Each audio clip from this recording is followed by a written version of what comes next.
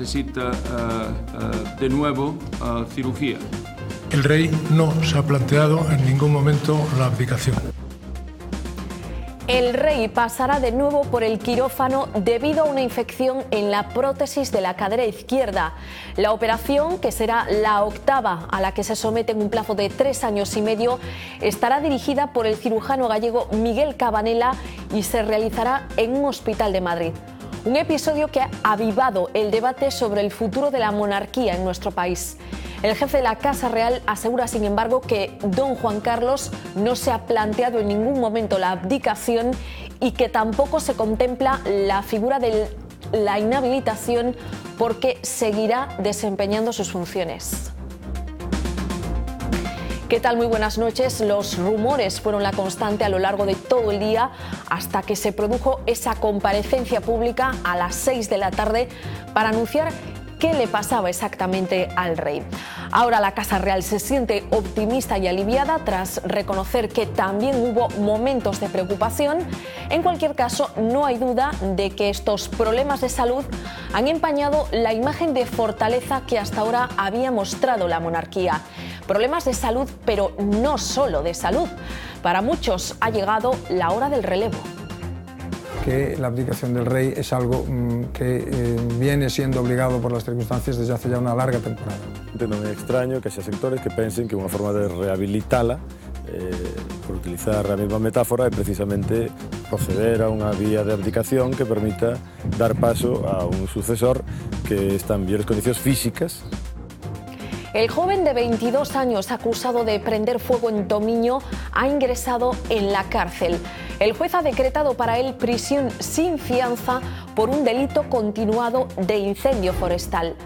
Ayer fue sorprendido infraganti supuestamente encendiendo un monte. Podría estar detrás de hasta 16 incendios. Hoy el Consejo de Ministros ha aprobado la reforma del Código Penal que introduce novedades en esta materia. 6 años para incendios graves y hasta 9 si afectan a zonas protegidas y a poblaciones. Los autores tendrán que responder por el daño causado y su delito será competencia de jueces profesionales. Hai incendiarios, pero tamén hai políticas incendiarias. Poden chegar a participar nun incendio hasta casi prácticamente unha dúcia de colectivos diferentes. Eso é unha mala xestión. O sea, que menos balóns fora e máis asunción de responsabilidades e autocrítica. O que teño é rabia, a veces, pues, impotencia, non? Son políticos, sindicatos y alcaldes de municipios afectados por el fuego. Critican una reforma que consideran un simple lavado de cara sin consecuencias prácticas, sobre todo teniendo en cuenta que apenas existen sentencias condenatorias. Los equipos de extinción denuncian el desmantelamiento del servicio y la ausencia de una verdadera política forestal. Se avecina una semana de movilizaciones. El día 29, la central en Santiago de Compostela. El Gobierno también ha dado luz verde a un paquete de 40 medidas contra el despilfarro y la corrupción.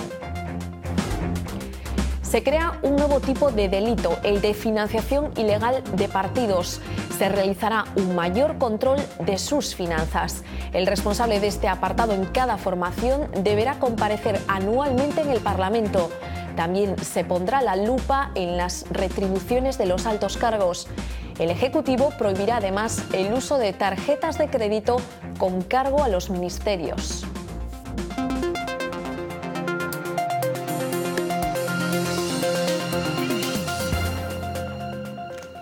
Una infección en la prótesis de la cadera izquierda. Ese es el diagnóstico sobre la situación de salud del rey, que le obliga a volver a pasar por quirófano.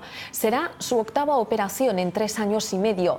La intervención se realizará en Madrid, en un hospital todavía por concretar, y con un equipo médico encabezado por un gallego, el doctor Miguel Cabanela, todo un referente a nivel mundial en operaciones de cadera y que trabaja en la Clínica Mayo en los Estados Unidos. No se sabe si la intervención será en 1 o 2 fases.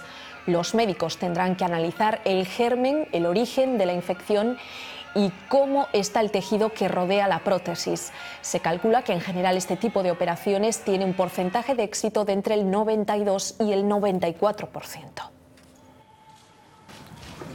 Todo parece indicar que Su Majestad está sufriendo de una infección en la prótesis de su cadera izquierda. El tratamiento de una prótesis infectada siempre es quirúrgico. Y este recambio se puede hacer en un tiempo o en 2 tiempos. Y las circunstancias que condicionan que se haga de una manera o de otra dependen de un montón de factores. El estado general de Su Majestad es, yo diría que bastante mejor que el de la media de aquellos pacientes que yo opero de su edad. Es un hombre vigoroso que está bien para su edad, muy bien. Tomo muy pocas medicaciones, de hecho, bastante menos de las que tomo yo. Las condiciones médicas en España y en las clínicas y hospitales españoles son ampliamente suficientes para afrontar una operación como esta, razón por la cual no parecía razonable, en modo alguno, optar por soluciones de fuera de España. Queridos míos, como habréis podido ver, tengo algunas dificultades de mecánica que han vuelto a aparecer estos últimos días y que me van a obligar, siguiendo el consejo médico, a interrumpir mi agenda oficial para pasar por el taller. Así, con humor y restándole importancia, suele referirse el rey a sus achaques, que no han sido precisamente pocos. Desde los años 80, don Juan Carlos ha pasado por el quirófano en una docena de ocasiones. La mayoría han sido por caídas o cuestiones del aparato locomotor. 1981. Operación del brazo izquierdo tras chocar con una puerta de cristal. 1983. Fisura en la pelvis tras caerse esquiando. 1985. Extirpación de una fibrosis. 1991. Operación de la rodilla derecha por un accidente de esquí. 2001. Varices en la pierna derecha. 2010. Extirpación de un tumor benigno en el pulmón derecho. Junio del 2011. Vuelve a operarse de la rodilla. Septiembre del 2011. Intervención por el talón de Aquiles. El 14 de abril de 2012, y coincidiendo con el Día de la República, el rey sufría uno de sus percances más sonados, una inoportuna caída durante una cacería en Botswana. Le obligó a operarse la cadera derecha. Ese mismo año tuvo que pasar por quirófano 2 veces más. Su intervención más reciente se produjo en marzo de 2013 por una doble hernia discal. Desde entonces su movilidad no ha hecho más que empeorar y a menudo se le ve con muleta o bastón. En este caso, la recuperación del monarca oscilará entre las 8 semanas y los 6 meses.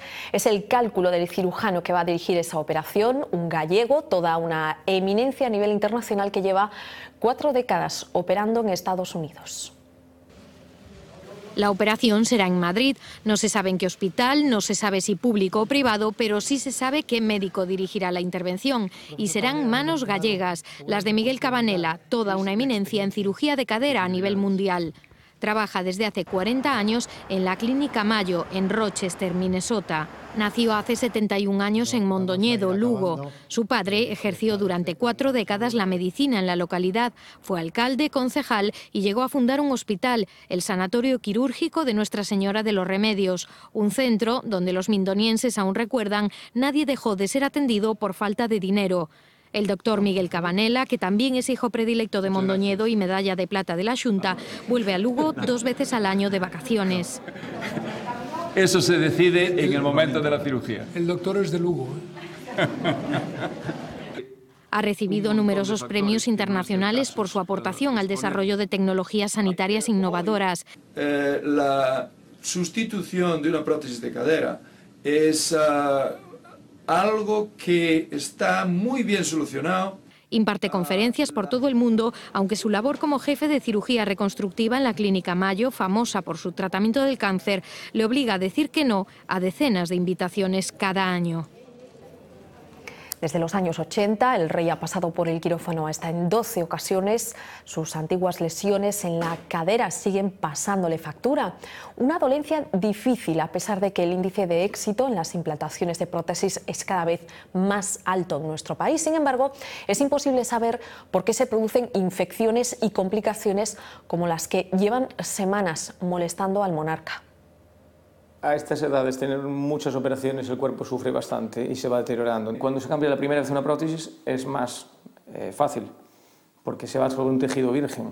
En cambio, un recambio o un recambio de un recambio es mucho más complejo porque el tejido ya no tiene la vitalidad que tenía al principio, no está igual de vascularizado. Entonces exige más pericia por parte del cirujano. Lo que pasa es que los recambios cada vez tienen, cuanto más recambios, más facilidad para que se afloje. A veces la calidad ósea pues, o la intolerancia a esa prótesis no es buena. También puede haber pequeñas fisuras, pero en general lo que posiblemente haya pasado es que no haya un buen encaje entre las piezas. Los nuevos problemas de salud del rey han avivado de nuevo el debate sobre una posible abdicación del monarca, un debate que han querido zanjar desde la Casa Real. Don Juan Carlos, dicen, no se lo ha planteado y tampoco se puede hablar de periodo de regencia porque el monarca tampoco está inhabilitado. La abdicación es, como se sabe, un acto personalísimo del rey y sí puedo afirmar que el rey no se ha planteado en ningún momento la abdicación. No está inhabilitado para el ejercicio de sus funciones, con lo cual tampoco ha lugar a plantearse en ningún momento la posible inhabilitación y, por lo tanto, la introducción de la fórmula de la regencia. Se puede empezar a ver la luz al final de este breve túnel que ha sido el pequeño retroceso del rey en su recuperación. Así que ha habido preocupación y ahora hay optimismo y un cierto alivio. Optimismo, alivio, la Casa Real habla de buenas sensaciones en Zarzuela, pero lo cierto es que son muchas las voces que reclaman un relevo generacional al frente de la corona. En un año, los problemas de salud, pero también los problemas con la justicia, han afectado gravemente a la imagen de la institución. Desde o punto de vista, digamos, da apariencia e do que parece, pois a presencia da monarquía se ve neste momento como decrépita, ¿no? Necesitada de soporte, e o dato e a información de hoxe abunda nese aspecto.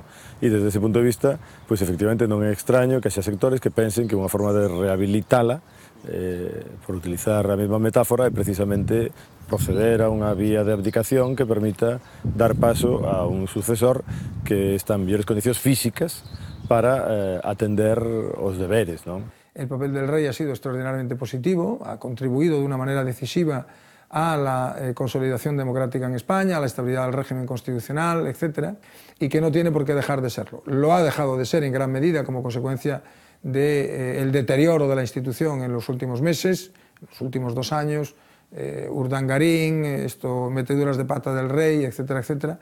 Pero, dado que la relevancia política de un rey parlamentario es prácticamente nula, no veo ahora, diríamos que entre todos los muchos problemas que tenemos, no creo que este sea un problema fundamental, el de abrir el debate sobre la jefatura de Estado, y creo que además, con todos los problemas que tenemos, no es necesario abrir un nuevo problema más. Yo creo que ha llegado el momento para que el rey dé un paso atrás y para que el príncipe dé un paso adelante. Yo creo que el príncipe está en muchas mejores condiciones por su edad, por su mayor cercanía a la realidad del país, etc. Para un caso de un agravamiento severo de la enfermedad, pues una complicación posoperatoria sobrevenida, en el que no hubiera posibilidad de iniciar el acto formal de abdicación, entraría en funcionamiento este mecanismo de la inhabilitación. El tema de la abdicación, aquí y en todos los ordenamientos constitucionales de naturaleza monárquica, son actos unilaterales, voluntarios, y obviamente la abdicación lo que abre es el proceso de sucesión en la jefatura del Estado. Fue un 14 de abril de 2012, día del aniversario de la República Española, cuando conocíamos esta foto. Una millonaria cacería en Botsuana, pagada por un empresario saudí, inició el desplome de la popularidad del monarca. Un safari que no solo nos dejó unas declaraciones para la historia de la monarquía española. Lo siento mucho, me he equivocado y no volverá a ocurrir. Nos desvelaba además un nombre, el de Corinna Zusain-Wittgenstein, mujer encargada de disparar las especulaciones que han oscilado entre su amistad con el monarca y el algo más, obligando al propio director del Centro Nacional de Inteligencia a dar cuenta de estas amistades en el Congreso. Pero los problemas del jefe de Estado no se quedaron ahí, sino que atacaron a la línea de flotación de la antiguamente modélica familia real. Los líos con la justicia de Iñaki Urdangarín y su imputación en el caso Nos no solo le hicieron desaparecer de un plumazo del portal web de la Casa Real, sino que se extendieron a la infanta infanta Cristina. La hija menor de los reyes atravesó por una breve imputación relacionada con la causa contra su marido y que el Ministerio de Hacienda acabó por tachar con insistente vehemencia como un error. Lo ocurrido es sencillamente, simplemente un error. Un error de procedimiento administrativo.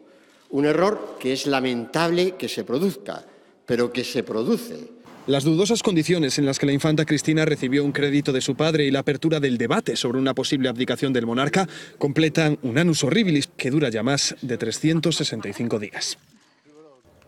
Se abre esa discusión sobre si don Juan Carlos debería o no abdicar en su hijo Felipe. Ceder el trono no es lo más habitual en las monarquías europeas, pero sí hay más de un precedente, lo recordamos. El anuncio de que la Casa Real daría un comunicado esta tarde disparó las especulaciones, las más drásticas, una presunta abdicación del rey.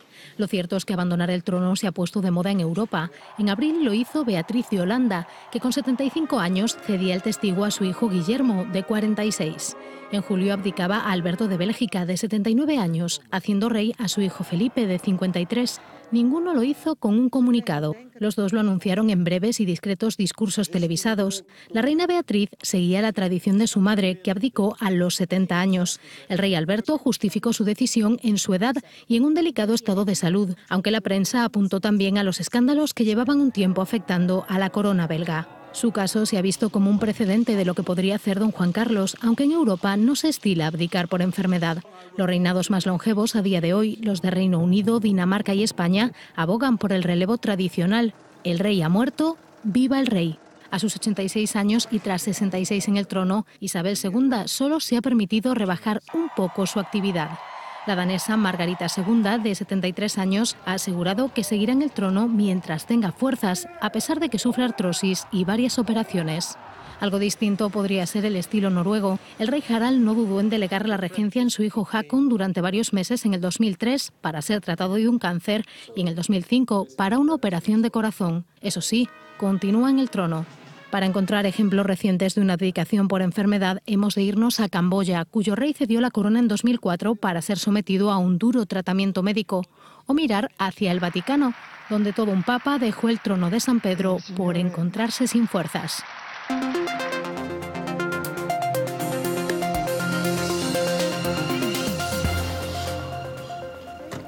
Prisión comunicada y sin fianza para el hombre detenido por su supuesta implicación en los incendios declarados ayer en Tomiño. Parece ser que fue sorprendido infraganti prendiendo fuego en un monte. El juez le acusa de un delito continuado de incendio forestal, de estar detrás de hasta 16 fuegos en la zona, desde el mes de junio y hasta hoy. Todos ellos con un mismo patrón, lugares de difícil acceso a la misma hora y aplicando directamente una llama sobre el terreno. El arrestado de 22 años y vecino de la localidad ha negado la autoría de los hechos. Otro vecino, este de Puerto Dosón, ha sido imputado por un incendio forestal registrado el pasado día 13 en ese municipio. El fuego ha sido hoy uno de los protagonistas del Consejo de Ministros. La reforma del Código Penal contempla un endurecimiento de las penas para los incendiarios. La legislación actual establece penas que van de los 3 a los 5 años. A partir de ahora, la mínima será de 6. Sus actos serán castigados con hasta 9 años de cárcel en los casos más graves, por ejemplo, cuando afecten a espacios naturales protegidos y a especies animales en peligro de extinción, cuando se produzcan en zonas próximas a poblaciones o si coinciden con un clima que incremente el riesgo de propagación. Los pirómanos tendrán que reponer con su patrimonio el daño causado. Que estos delitos serán juzgados por los juzgados ordinarios y no por el Tribunal del Jurado, para evitar que pueda existir ningún tipo de presión ambiental sobre los miembros del jurado, que muchas veces tienen que pronunciarse sobre comportamientos delictivos de conciudadanos suyos. Un lavado de cara sin consecuencias prácticas. Así ve el BNG el incremento de las penas a los incendiarios, más cuando apenas existen sentencias condenatorias. E nós creemos que isto é, digamos, esa estrategia do Partido Popular de intentar derivar únicamente cara a unha cuestión de orde pública o que é un problema estrutural que temos en Galiza e que dunha vez por todas o Partido Popular asuma que efectivamente hai incendiarios, pero tamén hai políticas incendiarias. Creen que se ha renunciado a una política de conservación y ponen como ejemplo el Monte Pindo. Denuncian el abandono al que ha estado sometido y lamentan que no se declarara parque natural como llevan pidiendo desde hace años. O que teño é rabia, a veces, pois, impotencia, non? De non ver as cousas conseguidas. Ahora lo que le pide al Gobierno es su recuperación. Se non o fai a Xunta, e aquí que quede constancia disso, ímolo facer nós. Las críticas llegan también desde los equipos de extinción, denuncian el desmantelamiento del servicio y la ausencia de una verdadera política forestal. Eso es lo que piden, un gran consenso social que salve los montes. Porque todos tenemos que participar en acabar con esto. Galicia non arde de sitio sistemático porque teñamos en Galicia un gen diferente. Hai que adoptar medidas e os sucesivos gobernos ao longo de diferentes etapas políticas non adoptaron estas medidas. Por eso preparan una semana de movilizaciones que culminará el día 29 con una manifestación en Compostela. Ajena a las críticas, esta mañana la consellera se mostraba más que satisfecha con los resultados de la campaña.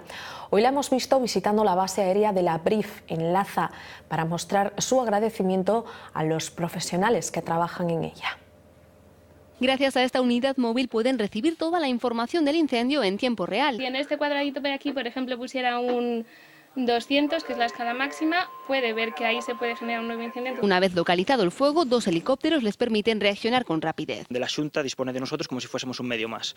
Cuando nos solicitan para una salida BRIF a más de 50 kilómetros, pues ya tenemos que prepararnos un poco más porque no sabemos si nos vamos a quedar a dormir, cuántos días vamos a trabajar. Son los profesionales de la BRIF, la unidad especial enviada por el Ministerio para complementar las labores de extinción. Desde su llegada a la base de Laza en 2004 han participado en los fuegos más virulentos, un arduo trabajo que se intensificó este año y que los ha obligado a hacer numerosas horas extras. Hemos pasado unas 20 horas, llevamos sobrepasado el límite. Efectivamente, pues hemos tenido una actuación particularmente intensa en lo que se refiere a la segunda mitad del mes de agosto y lo que va transcurrido del mes de septiembre. Con todo, ni siquiera son mileuristas. Fuera de cámara se quejan de sus nóminas. Delante de ellas reciben a la conselleira, quien aprovechó la ocasión para agradecerles el trabajo y de paso mostrarse rotunda ante las críticas. No caso da eficacia e da eficiencia que levan traballado todos e cada un dos brigadistas que expoñen a súa vida para acabar cos incendios, non vou a soportar ningunha crítica. Solo el incendio de Oia le ha costado a las arcas públicas 600.000 euros.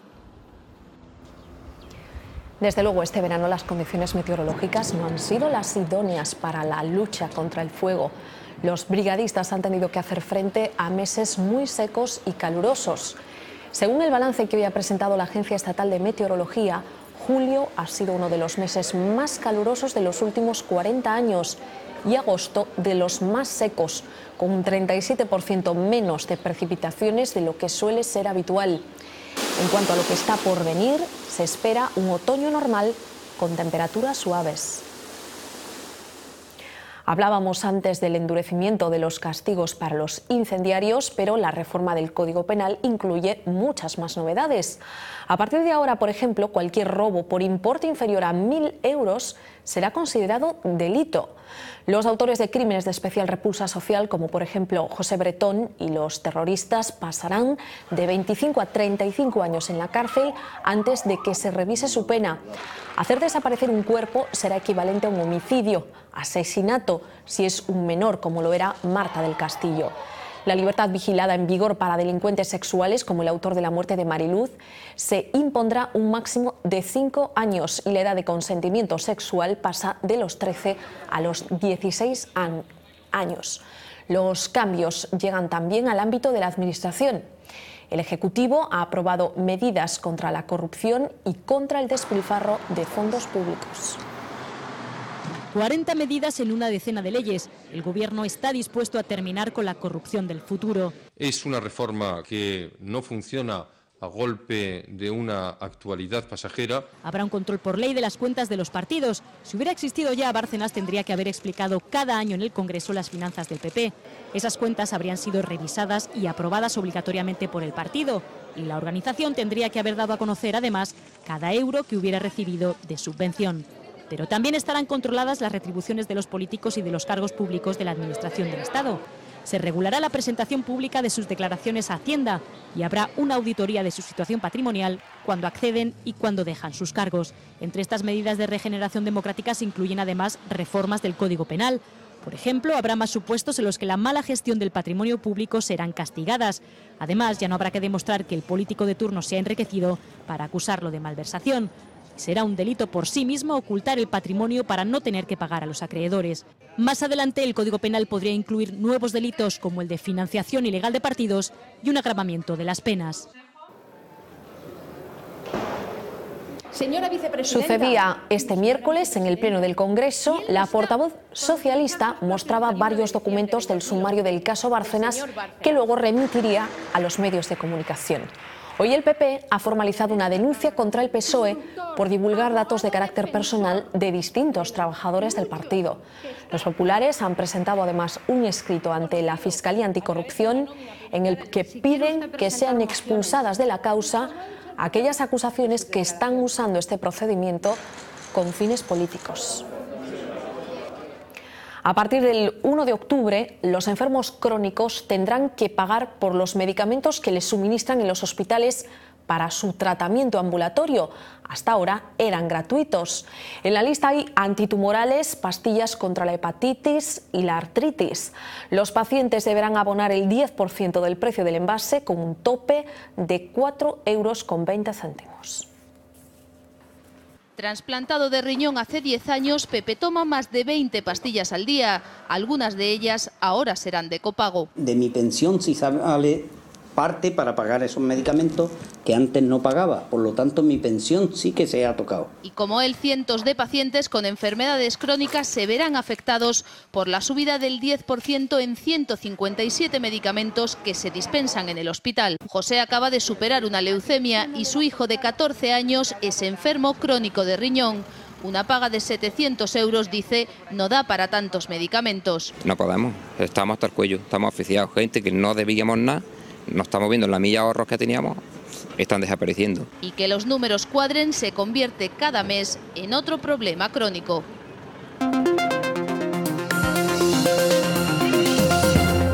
Con Angrois todavía muy presente en la memoria de todos, hoy se han vivido momentos de tensión en la estación barcelonesa de Sants. Un tren procedente de Calella alcanzaba otro que estaba parado. Como consecuencia del impacto, 22 personas resultaron heridas, 10 necesitaron asistencia médica y 2 fueron trasladadas a un hospital. El choque se producía minutos después de las 10 de la mañana. La mayoría de los heridos sufrió latigazos cervicales o contusiones. Renfe y Adif han abierto una investigación para determinar las causas del siniestro. Es una maniobra que se hace normalmente y la velocidad es prácticamente muy pequeña, 5 kilómetros. Es un incidente puntual, nadie tiene por qué sufrir desde el punto de vista de la seguridad. Hay bastantes cosas así, el retraso sigue ahí. Bueno, yo siempre me he sentido seguro, pero creo que hoy por hoy si pasara algo, posiblemente un maquinista con la presión que trabajan debido a la situación global, social, económica que hay, sinceramente no me extraña que pasen estas cosas. A las 10 de esta misma noche, el Ministerio de Fomento cortará el tráfico de la autovía de la A6 en ambos sentidos entre el enlace de Nadela y Ocorgo. Lo hace para proceder al derribo de este paso elevado que hasta hace poco daba servicio a los vecinos de varias parroquias. Ahora es necesaria su demolición para construir en las inmediaciones la conexión de la A6 con la futura autovía de Santiago. Hasta las 2 de la tarde del domingo, el tráfico será desviado por la antigua Nacional Sexta. Los vecinos de Monforte se preparan para pasar más de 12 horas sin agua. Tras años sufriendo cortes continuos y falta de presión, la semana que viene se interrumpirá el suministro. La obsoleta red de abastecimiento será renovada. Eso sí, las obras se van a realizar de noche y no de día, tal y como pretendía el ayuntamiento. La fuerza de los vecinos ha podido más. Una caduca red de agua trae de cabeza a la población. Porque teñen un sistema de comunicación obsoleto e que non garantizan e non aseguran que se poda suministrar auga con total e absoluta calidade e, sobre todo, con total e absoluta cantidade. Este simple acto se puede convertir en toda una odisea. Desde hace 2 años, los monfortinos padecen continuos cortes del suministro y poca presión. Creo que eso está bastante mal, pero claro, no lo podemos arreglar. Agosto aquí en Monforte, pues recibimos mucho visitante, entonces pues sí, a lo mejor había escasez de agua. Pues ya hace unos meses ya hay menos presión que antiguamente. Non sei qual é o problema, porque o ano pasado había menos agua no embalse e, sin embargo, non había cortes. Los 62 kilómetros de la traída principal que abastece a la localidad tienen 60 años y ya no soportan las necesidades actuales. Entre los negocios más afectados, el Hotel de Natividad. Sí, incluso con pérdidas de clientes y libro de reclamaciones. ¿Cómo se lo explicas a un cliente? Ante la presión vecinal, las obras de reparación de la red principal de abastecimiento de la ciudad se llevarán a cabo finalmente por la noche. Se descarta así la primera opción barajada. Consistía en dejar sin suministro el próximo martes a 10.000 vecinos, lo que abocaba a muchos sectores al cierre. Ya no será necesario. Los trabajos comenzarán a las 10 de la noche del día 25. Agua fue lo que no faltó en Tenerife hace unos 170.000 años. En esa fecha, fijan los científicos, uno de los tsunamis más grandes de la historia. La ola, que llegó a alcanzar una altura de 150 metros, se originó a raíz de una erupción volcánica. El deslizamiento de todo el flanco de la zona norte de la isla Canaria produjo un enorme derrumbe con una avalancha de rocas que se precipitó al mar a una velocidad que pudo alcanzar los 200 kilómetros por hora, suficientes para generar el megatsunami. Lo ha descubierto un grupo de investigadores liderados por un ingeniero de la Complutense de Madrid. Otros científicos, estos británicos, han dado con un hallazgo que podría ser revolucionario. El argumento en el que se han basado miles de historias podría ser algo más que ficción. Expertos de la Universidad Inglesa de Sheffield enviaron un globo a la estratosfera, un globo que captó formas de vida al parecer demasiado grandes para haberse originado en nuestro planeta. Un extraño. ¡De fuera! Dinos cómo es tu planeta. Acostumbrados a esos seres extraterrestres, normalmente de color verde, con antenas en la cabeza y apariencia amistosa, incluso tierna, la que nos ha ofrecido básicamente el mundo de la literatura y del cine, estos organismos recién hallados nada tienen que ver con esa imagen icónica. Proceden de la estratosfera, situada a 27 kilómetros de altura, y creen que se han originado en el mismo espacio. De ser cierto, constituiría una prueba más para sostener aquello de que no estamos solos en el universo.